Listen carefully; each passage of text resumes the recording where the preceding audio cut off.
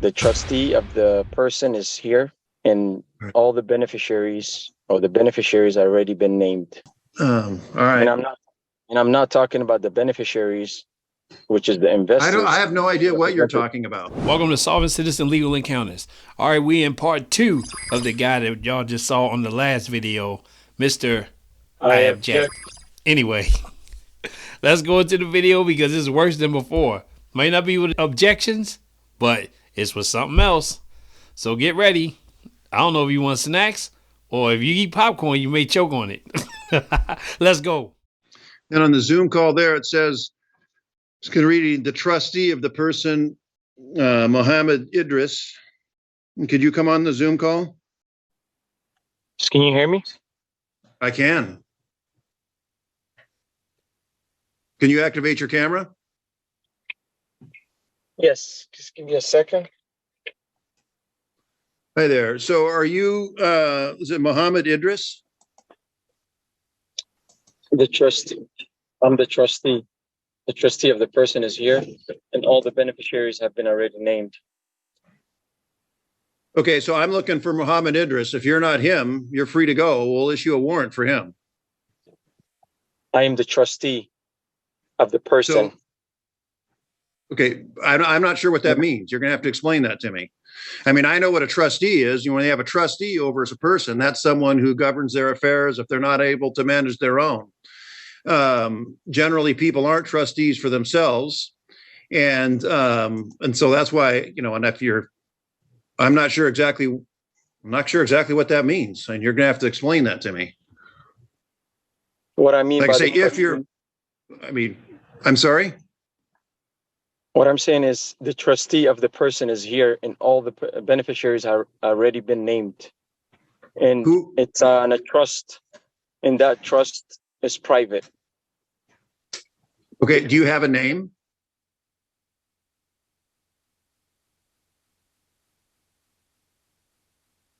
Because you are claiming that you are the trustee, or the prosecutor is claiming to be the trustee, and the investors. No, I'm not. To be the beneficiaries. So, okay, I'm going to stop you there for a second because I'm not claiming that.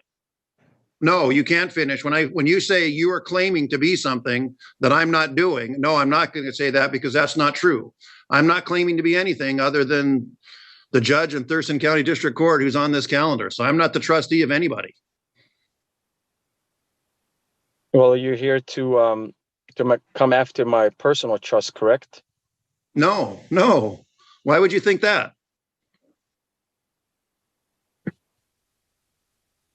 I object being a trustor.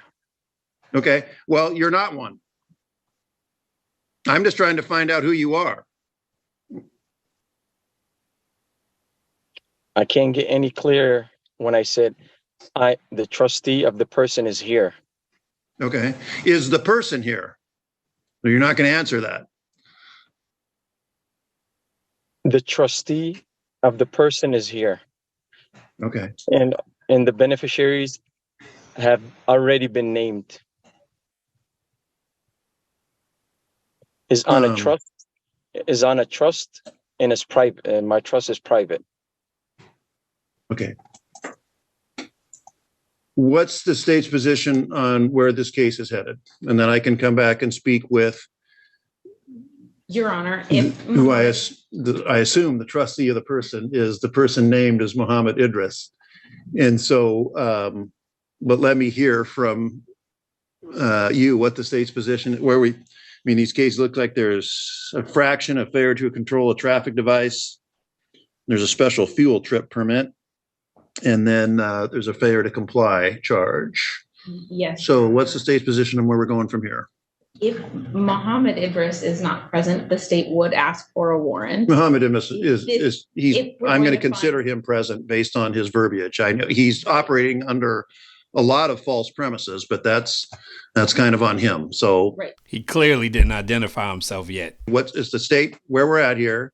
If the state wants to go to trial on this case, we'll set it for trial, and then the state would ask the court to set dates. Okay. Speedy trial. The state also would like to clarify whether Mohammed Idris is intending to go pro se or if he will have counsel at trial. He looks like he was okay. So I'm going to speak here for just a minute, and I'm going to kind of tell you where we are with this, and then we'll go from there. So, you said a lot of things already that just simply are not correct. And here's where you're at right now. All right. And so you've been charged. There's 3 things at issue here. There's 2 statutes that are alleged to have been violated: violation of a special fuel trip permit, violation of vehicle operator refusing to comply with an officer. And those are both, I think, simple misdemeanors, which carry with them maximum penalties of 90 days in jail and a $1,000 fine. Pleas of not guilty have been entered. And then these cases, they're both criminal cases. And what happens is they either resolve through some sort of plea or some sort of agreement, or they proceed to a jury trial. And now, if it goes to since they are criminal cases, it's headed to a jury trial, you're entitled to be represented by an attorney. Look like a previous judge had already ruled that, or found that are you going to represent as the trustee of the person of Muhammad Idris, going to be present to contest the criminal charges against the named Muhammad Idris? Are you going to do that yourself, or do you want to have an attorney appointed to represent? I can screen you for court-appointed counsel, or you can hire an attorney to represent yourself. Do I have a standing to speak? Yes. Okay, I object to what the prosecutor has said. Okay. And I'm standing on, I am. You're standing on what? The trustee of the person is here, and the beneficiaries have already been named.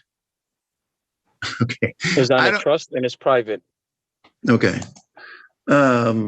And I object to the prosecutor saying that representing myself, I object to that. I object to being the trustor. And I'm not here to give out gifts, reducing the public law or the public debt.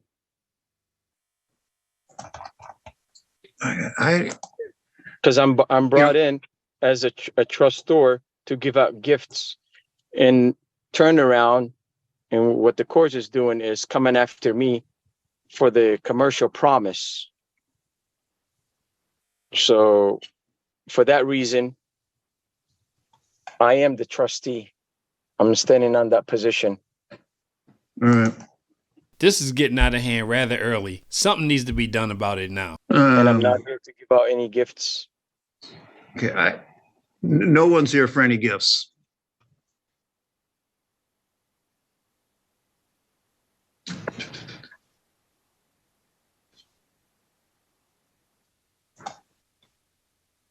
So I object to that. The trustee of the person is here, and all the beneficiaries are already been named.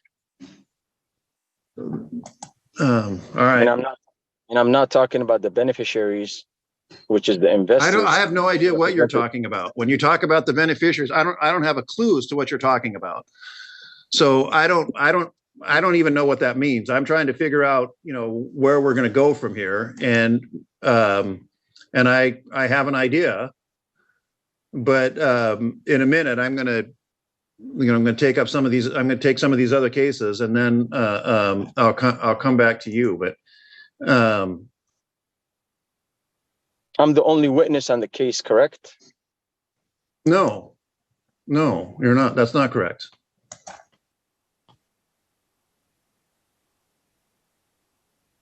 No. Give me just a second here.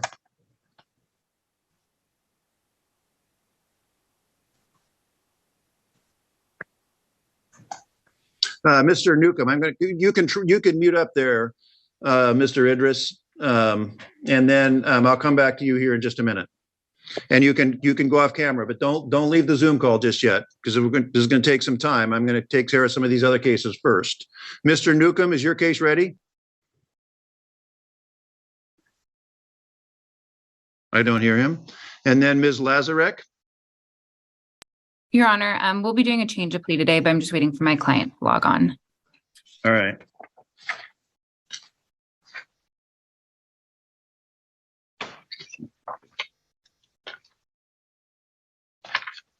All right. So you can come back on the, you can come off the Zoom call there. Mr. Idris, you can come back off of mute. You can come back onto the Zoom call.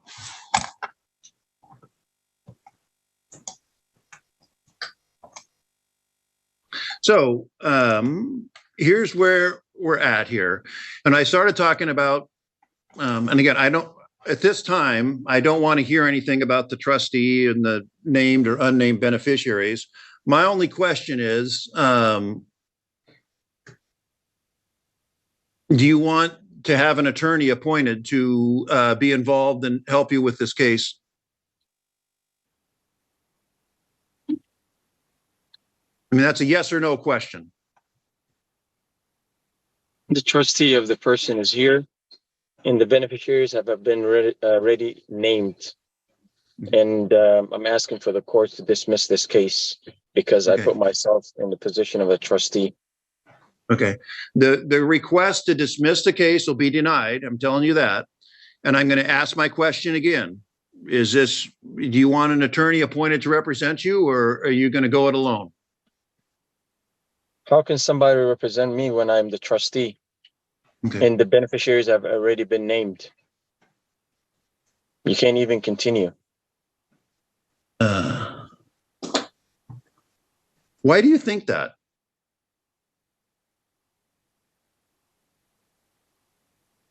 What does it have to do with thinking? Yeah, that's a good question. Well, I mean, you're just telling me that, well, I've named the trustee and the beneficiaries are named who haven't been named to me, so I don't know who they are, and they're really not interested. I mean, if life were that easy, anybody could do that in any criminal charge. Anybody get charged with anything? Well, I'll just name myself the trustee of the person and name some beneficiaries, then you're off the hook. You know, things just don't work that way. How come they don't do it? And so in terms of, you know, at some point on the, there was a scene where you were contacted by a law enforcement officer, or maybe even more than one. They identified some charges or some statutes you were not complying with, including, you know, the special field trip permit, and you refused to comply with the officers and things of that sort. So they refer that to the prosecutor's office. They're charging a crime. And I've told you what those two crimes are. And now, again, these cases either resolve, and if you've been on the Zoom call, which I think you have for a while, you've seen some of these cases resolve, or they go for a jury trial. And again, you've seen all these other attorneys who represent these folks. I mean, if they could make these cases go away simply by naming someone as a trustee or naming the charged person as a trustee, I mean, shoot, they'd all do it. And then nobody could ever be prosecuted for anything. So that's why I'm wondering why you think that. And now I'm losing my voice, but it'll come back, I promise. So if you're going to keep just... Go ahead. I mean, if you're just going to keep repeating that to me, then I don't have much of a choice other than we'll just set this to a jury trial, and then you can repeat that to the jury and see how that turns out. But I don't really have much of a choice here right now. I object. Isn't the prosecutor supposed to be speaking and ruling between me and the prosecutor? Say that again. I didn't understand that.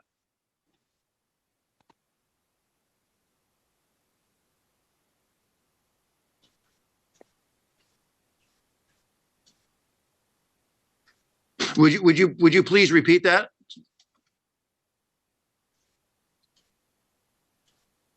How come the prosecutor is not saying anything? Why is the prosecutor silent?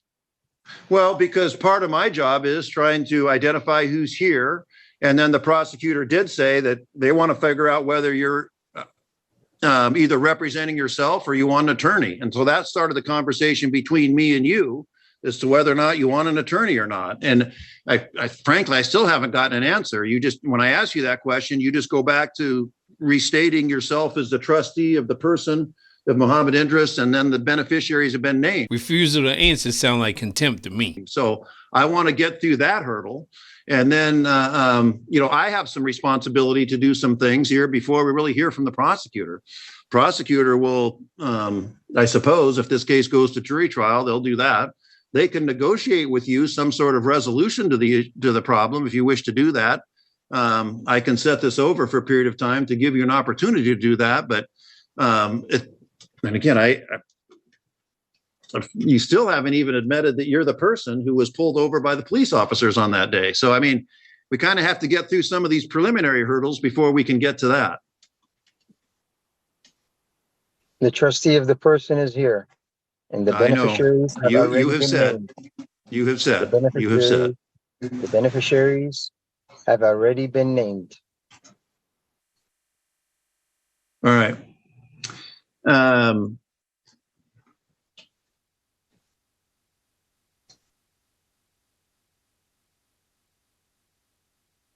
Do you understand that the prosecutor is an attorney who's passed the bar, practiced law in the state of Washington, appears here fairly regularly, and knows the rules of evidence and criminal procedure, and quite familiar with them, given that that's what their job is? I object to being the trustor. Okay. Do you understand what a prosecutor's job is? I object to being the trustor. All right. You can go ahead and mute back up. You can stop your camera, and then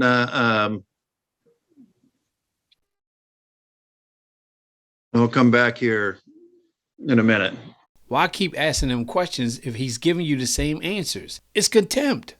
All right, Mr. Idris, you can come back on the Zoom call, please. Activate your camera.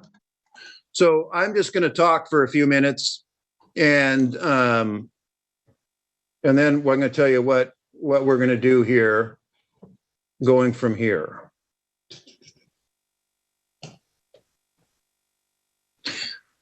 It looks to me like your first appearance on these cases was on July 17th, and speedy trial runs through right now, October 15th, 2023. So you are charged, as it looks like you were in front of a pro tem back on July 17th. You're charged, right there, with 2 crimes, and there's 1 infraction. Pleas of not guilty will be entered. Anytime anyone's ever charged with a crime, they have a number of rights. You have the right to be represented by an attorney, which I've talked about. You also have the right to go to trial and call witnesses and so forth. And so just let me finish, please. Don't interrupt me. I know what you're about to say, but I'm going to talk for a while here. So just please don't interrupt me. At the end of it, then you can say what you're going to say. All right. My apologies. So this case has started. This case is headed towards trial, apparently. And if my voice holds out, the trial is going to take place someday before October 15th. You have the right to an attorney, as I said. You also have the right to represent yourself. If you choose to represent yourself, I just want to advise you that you would be at a serious disadvantage. The prosecutor, as I tried to explain earlier, is a trained attorney, been through law school, been practicing law for a while, well-trained, well-versed in the rules of evidence, well-trained, well-versed in the rules of criminal procedure, been through jury trials before. They know how to conduct them. And so if you were to represent yourself, you would be at a huge disadvantage. It would be to your great advantage to have an attorney appointed, or you can hire an attorney to represent you. But as I said before, you do have the right to represent yourself. And normally you go through some sort of conversation with folks. I've been doing this job for a number of years now. I've had several people represent themselves. Normally there's a conversation I've had with people about asking them that they're aware that if they represent themselves, they'd be at a disadvantage. I tried to engage in that discussion with you. You just kind of reverted back to repeating that You're the trustee of the person and the beneficiaries and the name, so forth. But rather than go through the question and answer portion, I'm just going to tell you that's where we're at. So we're going to set this case. We're going to do two things here today. We're going to set the case for trial. You're going to get notice in the mail of that. You're also going to I'm going to set a status hearing or a pretrial hearing in about 3 weeks. And then somebody else, maybe it'll be me, will probably try and go through all this again. But I'm going to tell you some things that, you said you object to this and you object to that, and you're free to object to anything you want. But I have the ability to either overrule the objection, which means, turn down your objection or sustain your objection. And I'm having trouble actually understanding what your objections are. And so, and again, I'm going to lay out some of what's going to happen at trial if it goes that far. In a trial, they have a group of citizens come in, both the attorney and defense attorney or the person represent themselves, and the prosecutor has an opportunity to question them, talk about the issues that might come up in the case. Then they can eliminate who they don't want on the jury. And then 6, you will end up on a jury, and then the state will present their case. You or an attorney, or you on your own behalf, or you as the trustee of the person, can present your case or explain to the jury why you think you should be found not guilty of what you're charged with. And so in the grand scheme of things, frankly, the charges that you're charged with are not far from the most serious that we see around here. They're not. But they are crimes, and they are in their own way serious. And so I don't know whether anything I've said has made any impression on you at all, but that's what's going to happen here today. And if you wished so this case is headed for trial, and like I say, we'll do sometime before October 15th, but we're going to do a intervening, and I'll tell you when that is. Why don't you set just a status pretrial for like about 3 weeks. And you can think about what's going on here. You can think if you want to take some alternative place. If you want to just come to court and keep repeating the same thing to me when you get in front of a jury, you keep repeating that same thing to somebody else. I suppose there's no way I can stop you of doing that. But I'm just trying to enlighten you on what's going to happen. And some of your objections you talk about. See, that's the advantage the attorneys have. The attorneys know when objections are well-founded and when they're not. And I kind of get the sense from you that you really don't have a complete or accurate idea of what this is all about and what's happening. And so I tried to spend some time explaining that to you as best I could.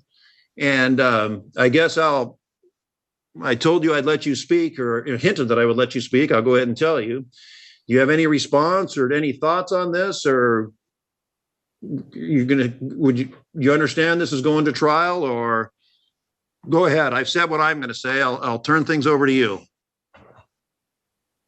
Any response to any of that? Again, I object. I'm standing at what I said. Okay. And what specifically do you object to? Just so I can create a record, so I'll make a ruling on your objection. What are you objecting to? I'm objecting to everything you're saying. It's a hearsay. It's an assumption, a presumption. It's a tacit agreement. It has nothing to do with the facts. That's why I'm the trustee. It has everything to do with the trust law. The trustee of the person is here, and the beneficiaries have already been named.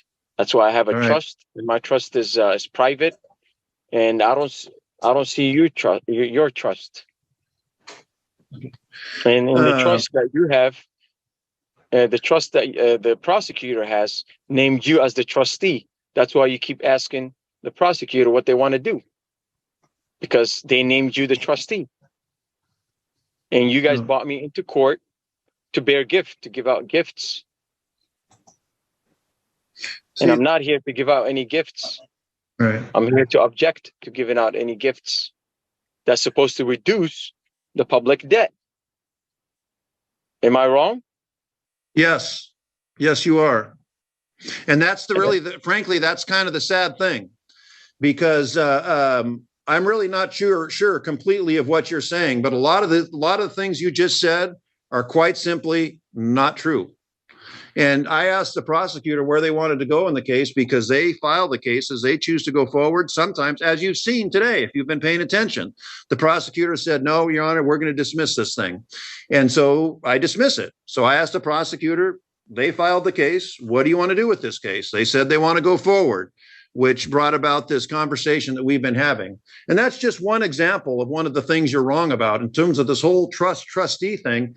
I don't know what that means to you, but I have an idea of what a trustee and is and things of that sort. And I don't have a trust. I'm not anybody's trustor or trustee. In this court, neither is the prosecutor. And so when you say, am I wrong? The short answer to that is yeah. And unfortunately, and I'm taking some time to try and explain it to you, but I just don't feel like I'm breaking through. But to answer your question, am I wrong? Yes, you're wrong about a number of things, which is really unfortunate that I can't explain that to you or make that clear to you. What's your evidence? Evidence is clarity. I'm sorry? What's your evidence that I'm wrong? Well, I mean, Come on, Judge. You just told him he was wrong about everything he was saying in the hearing. Now you can't figure out what he's saying wrong. Other than me just telling you that I'm not a trustee, I can't prove something doesn't exist.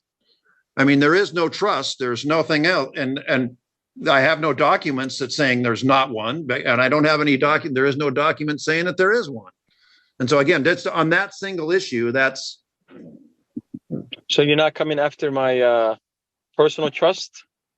No. So personal again, trust. I'm not sure. Well, let me rephrase. I'm not sure what that means. Again, you're charged with a crime. That crime needs to be resolved or either through trial or resolution of some kind. And so in terms of coming after your personal trust, and by the way, I'm not the one who filed the charges. That was done by the prosecutor and all of that. And so what they're trying to do, I think, and I don't know this for sure, and I'm just trying to do this by way of explanation, not because I'm on anyone's side. It's their responsibility. They're bringing the charge. It's their responsibility to prove it beyond a reasonable doubt. It's your or the defense attorney's role to explain why the charge should never have been brought, or that there reasonable doubt exists as the charge was ever committed. That's what this is about. This whole trust thing, I think you're just going down a way that's really doesn't have any relevance to what's happening here. And I've tried to explain that to you, and I'm more than willing to continue to. We can't go at it all afternoon, but I'm trying to make this as clear as I can to you. But again, it's unfortunate. It's a failing on my part that I'm not able to break through to you. Your Honor, if I might for a moment. In a minute. So I guess we'll set it for status hearing. We'll set trial dates, and then we'll just go from there. Your Honor, based on this conversation, the state has concerns about the defendant's competency. Yeah, we're not going to go down that route right now. And so you can raise that, but I'm not denying that without prejudice. But at this time, we're not. For one thing, as you well know, given the nature of the charges and given the schedule of this case, will drag everything on we'll be here for the next couple of years. And at this point, I'm not prepared to do that. So you can bring this up again if you wish. But for right now, we're not going to go there. And do you understand what the state just said to me and what I turned them down for?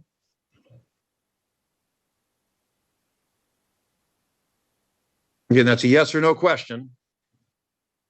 The representative from the state, the prosecutor, she just said something to me. And I said, no, we're not doing that now. She made a request of me. And so do you know what that request was?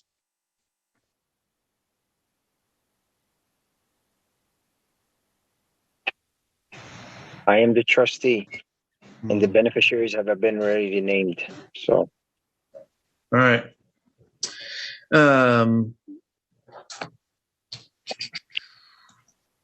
Did she been sent discovery? No, Your Honor, Okay. because Yeah, I understand why. I understand why.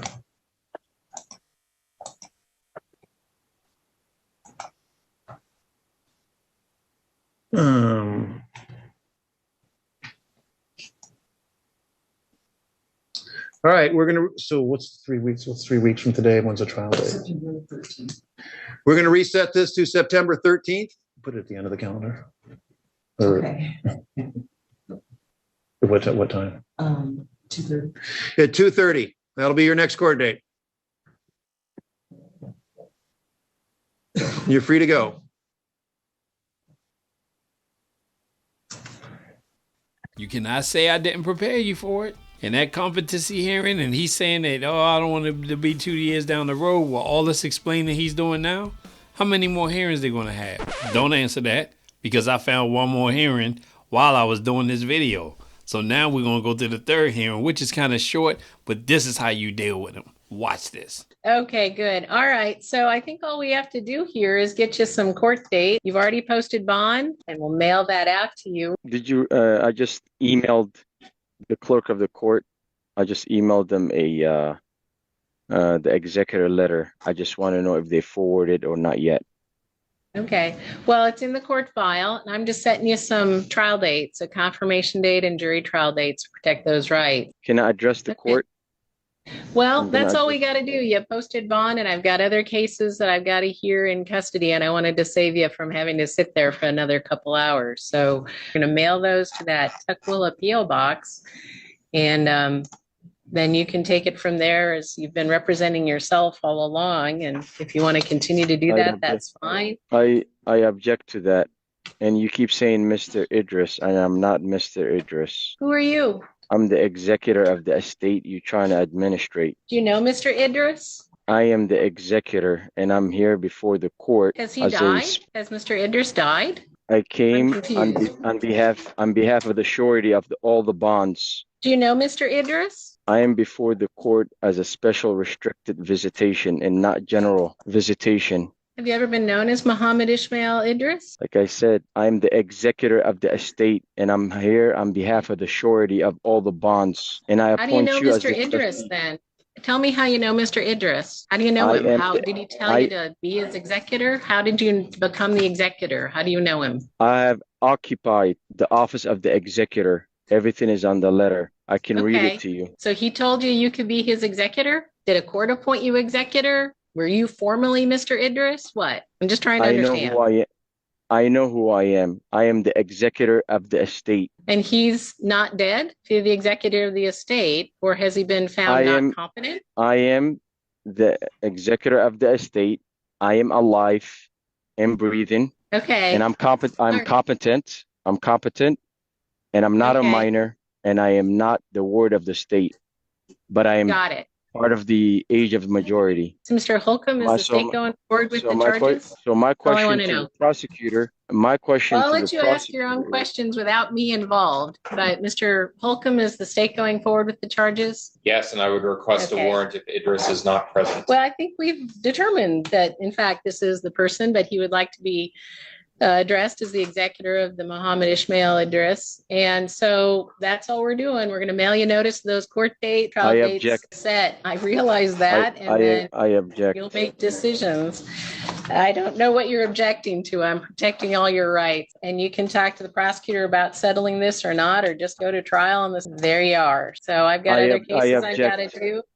You can put that to writing, and we'll hear what we can do about that. But right now, I just wanted to protect your trial rights, and I'm going to move on to other cases. So we're done.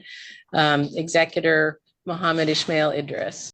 Okay, everybody, that's it. I'm dried. I can't do nothing else. I'm done. That's how he gets handled. See?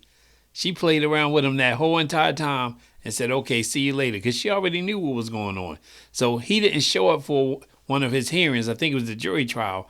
And then he ended up getting arrested, bonded out, and now they got to reset it again. Thanks for watching. Hope you have a good day, evening, or night. And we're done with this guy, I think. See ya.